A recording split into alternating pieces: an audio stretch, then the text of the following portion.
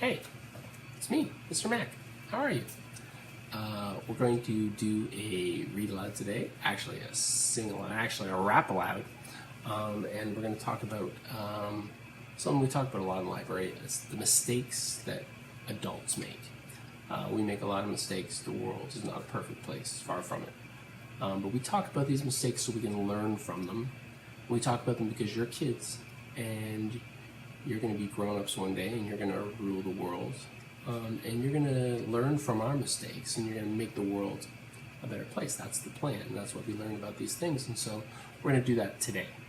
There's a lot of hate. We're going to try and fill the world with love.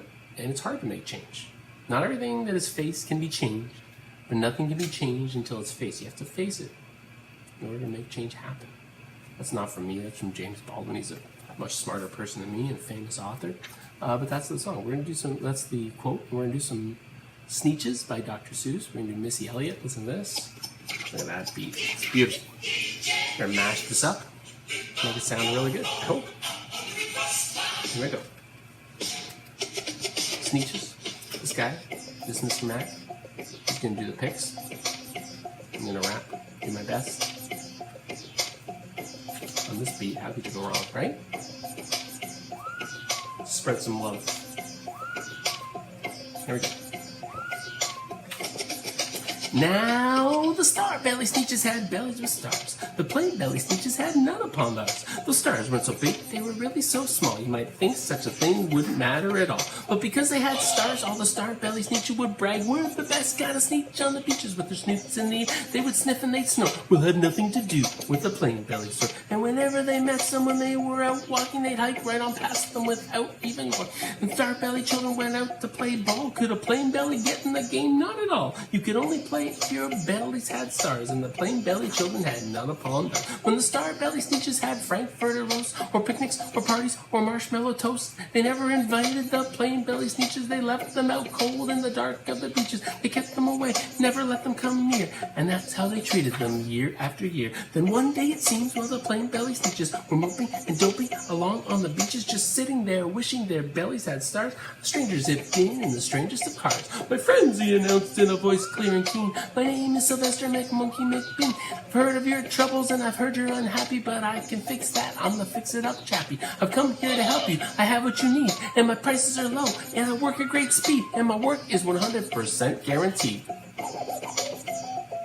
Then quickly Sylvester McMonkey McBean put together a very peculiar machine. And he said, you want stars like a star belly Sneetch? My friends, you can have them for $3 each. Just pay me your money and hop right aboard. So they clambered inside and the big machine roared and it clonked and it bonked, it jerked and it burked and it bumped them about. But the thing really worked. When the plain belly Sneetches popped out, they had stars. They actually did. They had stars upon theirs. And they yelled at the ones who had stars at the start. We're exactly like you. You can't tell us apart. We're all just the same now, you snooty old smarties, and now we can go to your frankfurter parties. Good grief, groans the one who had stars at the first. We're still the best Sneetches, and they are the worst. But now how in the world will we know? They all frown. In which kind is which, or the other way round? Then up came McBean with a very sly wink, and he said, things are not quite as bad as you think. So you don't know who's who?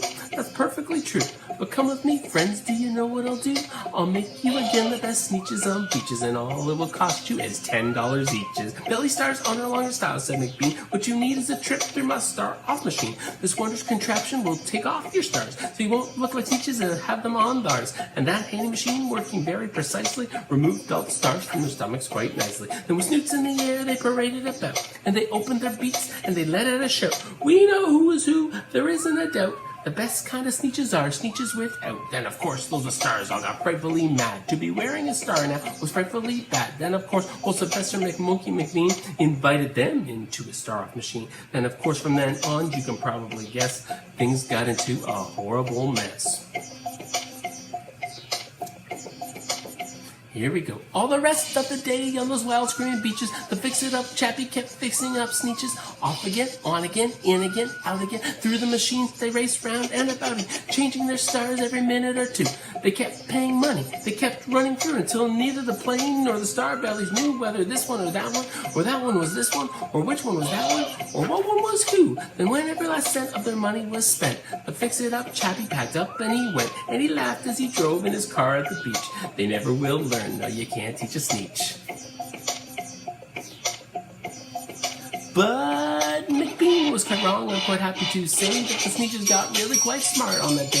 They decided the Sneetches are Sneetches, and no kind of Sneetch is the best on the beaches. All the Sneetches forgot about stars and whether they had one or not upon theirs. And that is the story of the Sneetches, who were cool on the beaches.